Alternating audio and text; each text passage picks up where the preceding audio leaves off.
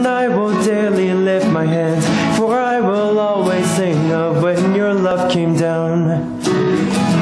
I could sing of your love forever. 꼬부리가 바로 플레이되네. 네? 꼬부리가 해제했다고요? 아니 이거 쓰는 꼬부리가 바로 플레이가 되거든요. 오늘 주시는 하나님 말씀 다니엘서 6장 10절입니다. Daniel chapter 6 verse 10. 다니엘서 6장 10절 한 절 말씀이 되겠습니다.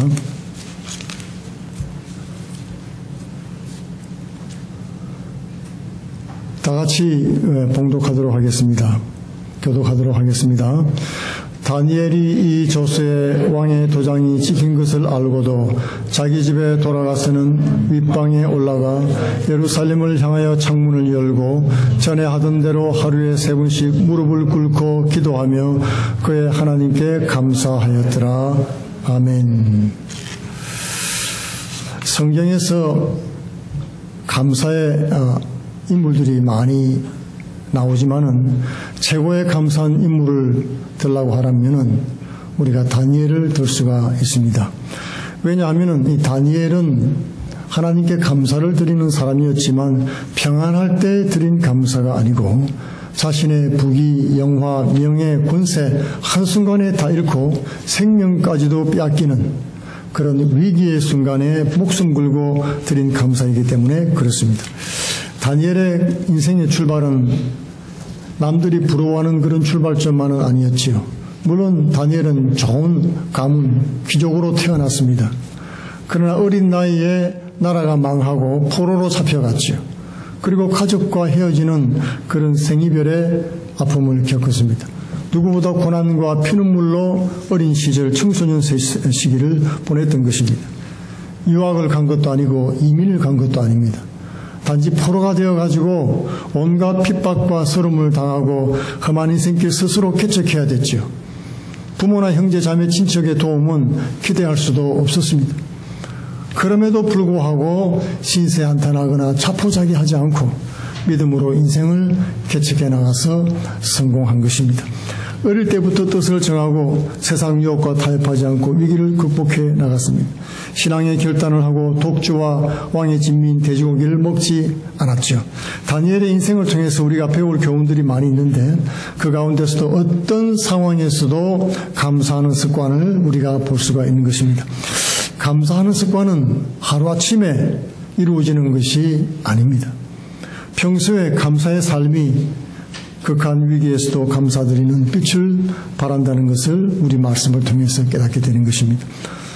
오늘 감사, 특별히 다니엘의 감사를 통해서 은혜를 받기를 원하는데요. 첫 번째, 다니엘은 사람들 보기에 당연한 것을 은혜로 여겼다는 것입니다. 은혜로 여기고 감사를 드린 거예요. 바벨론 느부갓네살 왕이 꿈을 꾸었습니다. 근데 꿈이 기억이 안 나요. 자기가 꾼 꿈이 기억도 안 나고 크게 번민을 했습니다. 심령의 고통을 겪고는 왕 술객들을 불러서 엄하게 명령을 했습니다. 다니엘서 2장 5절에 왕이 갈대아인들에게 대답하여 이르되 내가 명령을 내리나니 너희가 만일 그 꿈과 그 해석을 내게 알지 아니하면 너희 몸을 쪼갤 것이며 너희 집을 거름더미로 만들 것이다. 얼마나 갑갑했으면은 지혜 있는 사람들을 다 불러다가 내 꿈이 꾼 것이 무슨 꿈이고 그 꿈의 내용을 밝히라고 했던 것입니다. 그렇지 않으면 다 죽여버리겠다고 엄명을 내렸습니다. 이 박사들과 술객들은 왕이 꾼 꿈이 무엇인지 꿈을 해몽을 못했습니다. 해몽은커녕 꾼 꿈이 무엇인지조차도 알 수가 없지 않습니까? 자신이 꾼 꿈을 남이 어떻게 알겠습니까? 이제 다 죽을 위기에 있었습니다. 그때 이 다니엘이 이 문제를 해결해 주었습니다. 어린 시절 다니엘이 믿음으로 살 것을 뜻을 정했을 때 하나님이 그를 기뻐하셨죠. 하나님이 은총을 주시고 지혜와 총명한 인생을 살도록 살게 했습니다. 왕의 꿈을 해몽할 수 있는 지혜를 구했을 때 하나님께서 지혜뿐 아니라 세상을 이길 힘도 주셨죠. 그때 다니엘은 이렇게 감사 찬양을 드렸습니다. 다니엘서 2장 23절에 나와 있습니다. 나의 조상들의 하나님이여, 주께서 이제 내게 지혜와 능력을 주시고 우리가 주께 구한 것을 내게 알게 하셨사오니 내가 주께 감사하고 주를 찬양하나이다. 곧 주께서 왕의 그 일을 내게 보이셨나이다 하니라. 다니엘은 자신의 능력과 지혜로 난제를 해결했지요. 보통 사람 같으면 공로를 자신에게 돌리고 자기 우월감에 사로잡혀 있을 수 있습니다. 그러나 다니엘은 하나님께 감사를 드리고 찬양을 드렸습니다. 그리고 하나님의 능력과 선물입니다. 이렇게 고백을 한 것입니다. 다니엘은 평범한 일상 속에서 하나님의 은총을 깨달았습니다. 감사에 민감한 사람들은 평범한 일상 작은 일 것에 감사하는 사람들인 것입니다. 자신의 가진 것을 이거 하나님 겁니다 라고 내어놓는 사람들은 그렇게 많지가 않지요. 숨 쉬고 밥 먹고 화장실 가고 TV 보고 영화 보고 직장 생활하고 교회 가고 여행 가는 것처럼 아주 일상적인 것들이 모두 감사의 조건인 것입니다. 유명한 시인 에머슨은 하나님이 주신 자연을 이렇게 감사 찬양했습니다. 우리 눈앞에 피는 아름다운 꽃들과 향기롭고도 고운 연한 풀들, 새들의 노래와 별들의 역사와 그 밖에 우리가 보고 듣는 모든 아름다운 것을 주신 하늘아버지께 우리는 감사드립니다. 모든 것이 형통할 때 그런 것이 아니고 이제 병들어 죽게 되어가지고 이제 마지막 남은 시간을 고향 땅에 돌아가서 이제 죽음을 기다리는 돌아가는 길에 펼쳐진 그런 자연 풍경을 보고 이렇게 하나님 앞에 감사를 드린 것입니다. 맑은 시내와 푸른 하늘과 높은 가지들 밑에 놀기 좋은 그늘, 신선한 공기와 서늘한 바람과 아름다운 꽃피는 나무들을 주신 하늘 아버지께 감사를 드립니다. 여러분, 이 사람이 어떻게 됐을까요?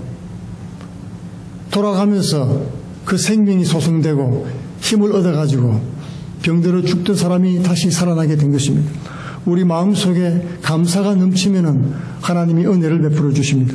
작은 일상이 하나님의 선물임을 깨닫는 거예요. 그렇게 되자 나와 함께 하시는 하나님을 깨닫게 되고 모든 것이 하나님께로부터 왔다는 것이 깨달아지면서 감사하기 시작한 것입니다.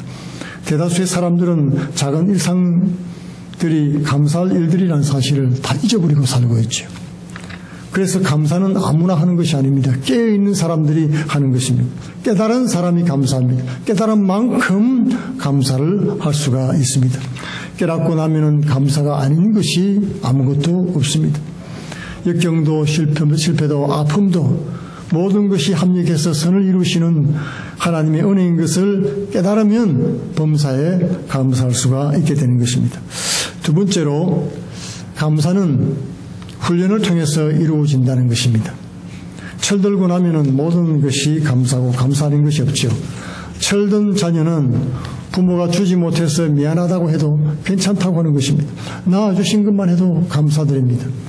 그러나 철 안 든 자녀들은 모든 것을 다 주어도 감사를 모릅니다. 부모가 주는 것을 당연하게 여기고 감사하지 않습니다. 오히려 남들과 비교하면서 불평하는 것입니다. 다니엘은 어린 시절 고난을 통과하면서 일찍 철이 들었습니다. 모든 것이 당연한 것이 아니라 감사해야 할 것이라는 것을 깨달았다는 말이죠.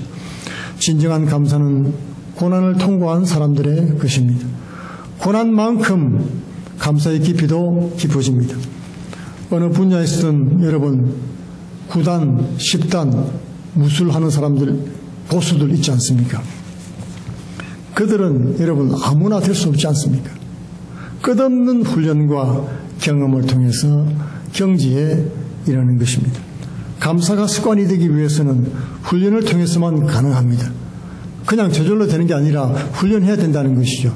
여러분 교회에서 어린 시절 우리가 받았던 훈련이 무엇입니까? 하나님 앞에 드리는 훈련. 부모님이 자녀들에게 헌금도 봉투에 넣어서 자녀들 이름으로 내게 하죠. 그 훈련인 거예요. 자녀가 무슨 수입이 있습니까? 없잖아요. 없어도 용돈 받은 것에서 띄어서 훈련시키는 거예요. 영적인 것도 훈련입니다, 여러분. 자선하는 것도 훈련입니다. 감사하는 것도 훈련인 것이에요. 감사하지 못하는 자녀들 그렇게 내버려두면 평생 감사할 줄 모르는 것입니다. 다니엘의 감사 습관은 일상의 모든 일을 감사하는 것이었습니다. 어느 시련도 감사라고 해석할 줄 아는 그런 감사의 고수가 되었다는 말이죠. 세 번째로는 오늘 제목이 최고의 감사인데 이 최고의 감사를 어떻게 드립니까? 최고의 감사는 위기 때 드리는 감사가 최고의 감사가 되는 것입니다. 다니엘은 왕의 꿈을 해석하고서 왕의 총애를 받게 됐습니다. 승승장구해서 총리 대신의 자리까지 올랐죠. 신앙 안에서 정권이 바뀔 때마다 위기도 여러 번 겪었습니다.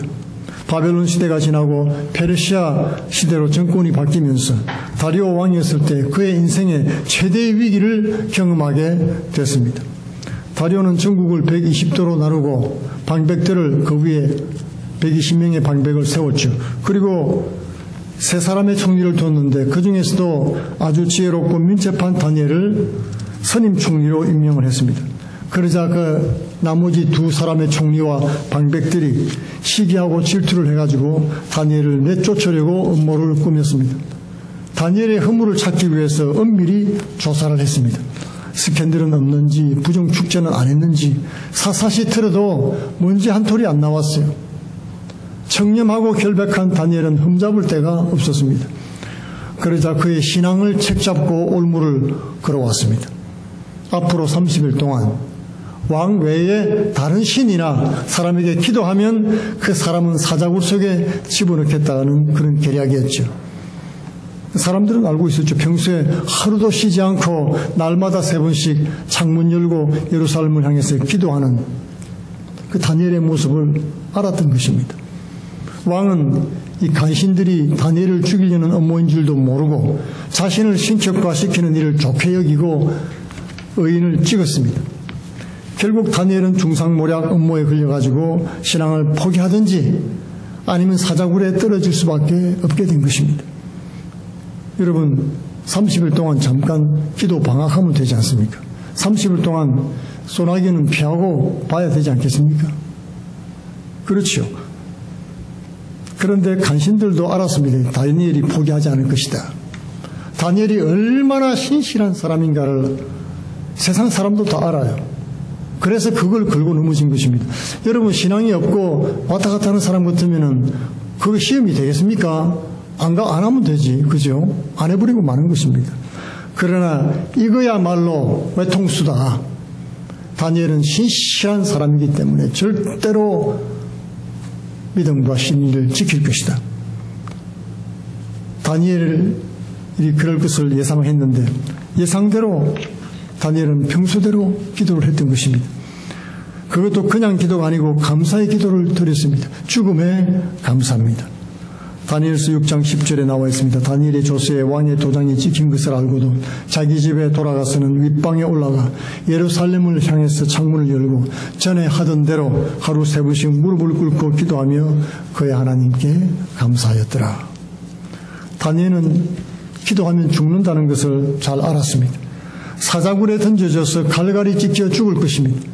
사실 인간적으로 볼 때 숨어서 기도할 수 있지요. 그렇지만은 공개적으로 이렇게 기도하고 감사를 드릴 상황은 전혀 아니었습니다. 그러나 다니엘은 끝까지 그대로 했습니다. 기도를 중단하지도 않고 감사도 쉬지 않았습니다. 숨지도 않았습니다. 최악의 상황에서 목숨을 내어놓고 드린 최고의 감사 기도였던 것입니다. 평소에 감사 안 하는 사람들은 어떻게 반응하겠습니까? 이런 상황에서 원망하고 불평할 수 있겠죠. 어떻게 나에게 이런 일이 일어날 수 있겠는가? 내가 어떻게 하나님을 믿었는데 하나님이 살아계시면 이럴 수는 없다. 불신앙의 말이 툭툭 튀어나왔을 것입니다. 그래서 믿음 없는 사람들은 평소에도 감사 안 하지만은 위기 때는 전혀 불신자처럼 변해버리고 마는 것입니다. 그러나 다니엘은 도망가 숨기보다 기도하기로 결심했습니다. 타협하기보다는 목숨을 걸고 감사드리기로 선택했습니다. 그 고난의 시간, 위기의 순간에 해석을 참 잘했던 것입니다. 지나온 시간들을 돌아보면서 하나님이 여기까지 내 인생을 이끌어 오셨으니까 책임져 주셨으니 나는 만족한다. 지금 죽어도 여한이 없다. 앞으로 내 인생 어떻게 될지 모르지만 하나님을 원망하고 불평하기보다는 하나님께 감사드리면서 내 인생의 마지막을 맞겠다. 그리고 기도의 자리로 나가서 하나님 앞에 감사를 드린 것입니다. 그것이 바로 그리스도인의 영생입니다. 우리 신앙 선조들의 삶이 그랬습니다. 영적으로 훈련이 된 사람들입니다. 다니엘은 예레미야의 글을 읽고 70년의 포로기간이 끝난 것을 깨달았던 사람이었죠. 그것을 깨닫고 그 말씀을 붙들고 하나님 앞에 기도하자 마지막 종말의 때의 비전을 받은 기도의 사람입니다. 그는 말씀의 사람이었고 기도의 사람이었어요. 위대한 신앙의 인물은 평소에 만들어진다는 말입니다. 천국을 위한 성도들도 평소의 삶 속에서 준비되어져 가는 것입니다. 죽을 때 갑자기 믿음이 생기지 않습니다, 여러분.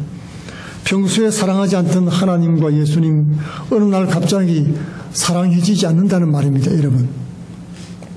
다니엘은 위기 때도 죽음의 순간에도 담담하게 평소와 같이 기도하고 감사드렸습니다. 결국 다니엘은 사자굴 속에 던져졌지요. 죽음에 던져졌습니다. 모든 것이 끝났습니다. 우리가 모든 것이 끝났다고 여길 때 그때 하나님의 구원은 시작이 되는 것입니다. 하나님께서 사자의 입을 막고 다니엘을 살리셨습니다. 그때 왕이 분노했죠. 이 간신들의 계략에 속아서 내가 사랑하는 이 충성된 다니엘을 죽일 뻔했다. 그것을 깨닫고 분노해서는 다니엘을 모함했던 자들을 사자굴 속에 집어넣고 사자막이 되게 만들었습니다. 하나님은 역전의 하나님이십니다. 죽음으로 신앙을 지키는 이를 살리시는 하나님이십니다. 죽어도 다시 살리시는 부활의 주님이십니다. 다니엘은 다리오 왕과 고레스 왕 시대까지 형통을 누리는 그런 복된 사람이 되었습니다. 이 다니엘의 교훈은 작은 감사의 습관이 그의 인생을 잘되게 하고 승리하게 했다는 것입니다. 우리가 어떻게 최고의 감사를 하나님 앞에 드릴 수가 있겠습니까? 그것은 최악의 상황에서 하나님께 감사하면 그것이 최고의 감사가 된다는 것입니다. 감사할 수 없는 상황에서도 감사하는 사람에게 하나님은 기적을 경험하는 은혜를 내려주신다는 것입니다. 우리 삶 속에 어려움이 있을 수가 있죠. 고난이 심할 수가 있습니다. 갈수록 태산일 때가 있어요. 이건 뭐 기도해도 소용없고 이건 어떻게 해도 안 되는 그런 고난 가운데 우리가 빠질 수도 있습니다. 낙심하기 쉽지요. 여러분 감사해 보십시다. 하나님 앞에 의지적으로 하나님께서 감사를 원하시고 나의 인생과 삶을 주관하시는 하나님이시니 그러므로 나는 믿음으로 하나님 앞에 드린다는 그런 감사를 드리시기 바랍니다. 이 모든 것이 평소에 드리는 감사의 영성인 것입니다. 사람들은 살면서 어떻게 감사의 조건만 만날 수 있느냐고 불평할 수 있죠. 하지만 감사는 관점이에요. 어떻게 바라보느냐인 것입니다. 하나님이 베푸신 은혜를 헤아려 보면 감사 못할 것이 없습니다. 주신 복을 세워보아라 그런 찬양이 있지요. 왜 그런 찬양이 있습니까? 그것은 하나님이 주신 것이 많은데 우리는 잊어버리고 살고 부정적인 관점으로 살기 때문에 그걸 깨닫지 못한다는 거예요. 의지적으로 우리가 세워봐야 됩니다. 지나간 시간들 오늘 하루 하나님이 어떻게 내게 복을 주셨는지를 세워보면 그것을 발견할 수 있게 된다는 것이죠. 어떤 사람은 말하기를 겨울은 눈이 있어서 좋고 봄은 만물이 소생하니까 좋고 여름은 초목이 우거지니까 좋고 가을은 열매가 있어 좋다. 그렇지만 어떤 사람은 또 이렇게 말합니다. 겨울은 추워서 싫고 봄은 꽃가루 때문에 싫고 여름은 덥고 끈적끈적하니까 싫고 가을은 외로워서 싫다. 이런 사람은 여러분 겨울이 되면 여름 생각하고 여름 되면 겨울 생각합니다. 그렇기 때문에 감사하고 행복할 틈이 없게 되는 것입니다. 작은 집에 살아도 잠잘 공간이 있어 감사하다고 생각하면 행복합니다. 방이 작아서 아무것도 못한다고 불평하면 불행해지는 것입니다. 사실 그렇습니다. 작은 것에 감사하는 사람은 행복한 사람입니다. 누구는 저렇게 사는데 나는 왜 이런가 비교하게 되면 마음이 우울해지고 불행해지지요. 아침에 잘 잤다 감사합니다 하고 눈을 뜨는 사람은 행복한 인생을 시작하는 사람인 것입니다. 아침에 또 지겨운 하루 힘든 하루가 시작됐구나 그런 탄식하면서 불평하면은 불행한 인생을 스스로 출발하는 것입니다. 마음의 생각과 입의 말은 무엇을 먼저 하느냐에 따라서 그 사람의 하루 인생 여정이 결정이 되는 것입니다. 어느 물에 먼저 발을 담그는 것인가? 그것이 그리스도인의 믿음의 영성이 되는 것입니다. 감사는 내 의지와 상관없이 내 뜻과 상관없이 하나님 앞에 굴복하는 삶을 말하는 것입니다. 그래서 하나님께서는 말씀을 통해서 범사에 감사하라고 말씀한 것입니다. 그것은 행복해서 감사한 것이 아니고 감사하면 행복해진다는 교훈인 것입니다. 감사할 조건을 따져보고 감사하는 것이 아닙니다. 합력해서 선을 이루실 하나님을 신뢰하고 미리 감사하는 것입니다. 그럴 때 하나님이 나의 삶을 책임져 주시는 것입니다. 예수님은 십자가 앞에서 하나님 뜻대로 하실 것을 기도했습니다. 그럴 때 그를 통해서 부활 영광과 함께 인류 구원을 완성했던 것입니다. 예수님은 또 보리떡 5개와 물고기 2마리로 감사드릴 때 많은 군중을 먹일 수가 있었지요. 죽은 나사로의 시체 앞에서도 주님은 그를 살리실 것으로 믿고 믿음으로 감사를 드린 것입니다. 한 번 감사하면 2번 감사거리를 주시는 것이 우리 하나님이십니다. 황소를 드리는 것보다 감사로 나오는 것을 더욱 기뻐하신다고 말씀해 주셨습니다. 그러므로 감사는 복을 받는 그릇입니다. 감사의 그릇을 준비한 사람에게만 복의 열매를 담을 수가 있습니다. 힘들고 어려져 가는 우리 이민 생활 속에서 그럴수록 더욱 하나님께 감사를 드림으로 최고의 감사를 드리는 복된 인생 되시기를 축원드리겠습니다. 기도하겠습니다.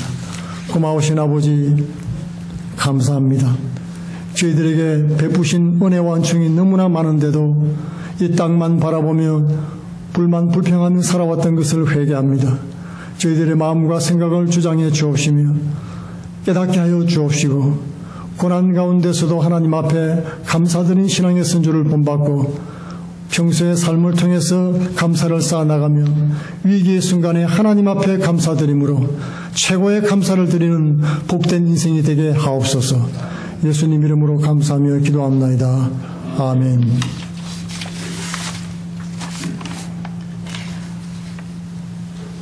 꺼주시기 바랍니다. 저 비디오 꺼주시기 바랍니다. 찬송가 436장 드리겠습니다.